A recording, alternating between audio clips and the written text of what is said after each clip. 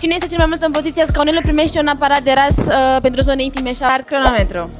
Ați auzit de Șaf România? Da, am auzit. De unde?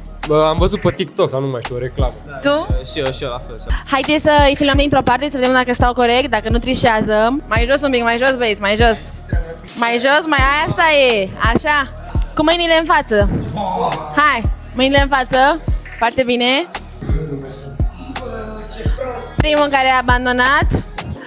Bravo, deja ați rezistat foarte bine, aveți la 3 minute. Mai poți? Al doilea care renunță. Unde o să folosiți aparatul dacă o să-l câștigați? Sigur în zonele intime. Piept, peste câțiva ani. Aveți deja 6 minute, până la câte minute crezi că reziști? Până la 15. 20. Sunt puși pe treabă, băieții. Nu mai poți? Știi cât ai stat? Nu știu. 20 de minute. Felicitări, popin și aparatul. Mersi. Te bucur de el și încă ceva. Urmăriți Șaf România pe Instagram. Da. Uitați la cameră.